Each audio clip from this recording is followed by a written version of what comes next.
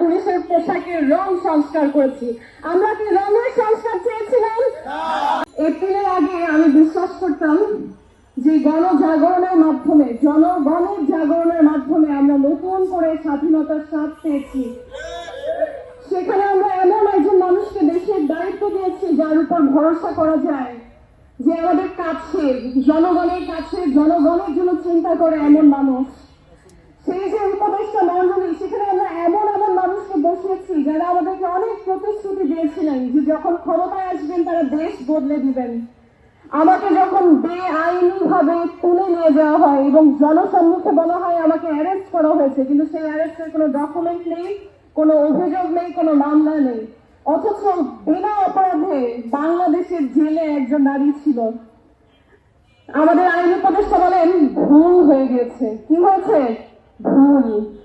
অথচ যদি ভুলই হয়ে থাকে তাহলে যারা আমাকে তুলে নিয়ে গেছিল তাদের শাস্তি কেন দেওয়া হয়নি?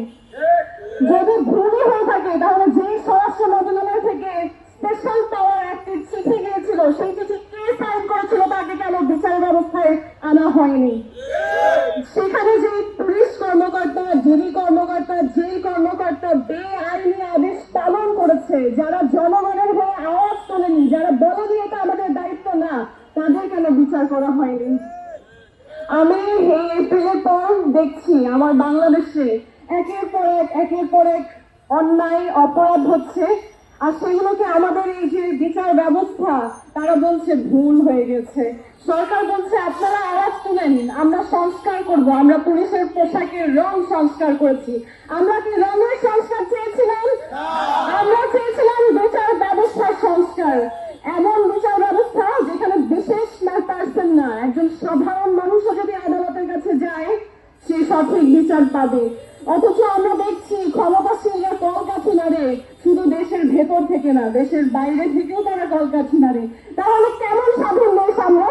যারা সমাজের ভালো মানুষের মুখোশ করা ছিলেন তাদেরকে আমরা সুযোগ দিলাম, নির্বাচন না হোক, তারা তো আসলে জনসমর্থনে গঠিত সরকার, তারা কেন জনগণের জন্য আওয়াজ তুলতে পারলেন না? তার মানে কি আমার দেশ স্বাধীন না? তাহলে তো আমার দেশের সার্বভৌমত্ব প্রশ্নবদ্ধ। আজ যদি সেই সময়ে বিচার কার্য ঠিকভাবে করা হতো আমার জন্য, তাহলে আজকে যে জুলাই কন্যারা একইভাবে একই রকম নোংরা নাটকে জেলে যাচ্ছে সেগুলো হতো না।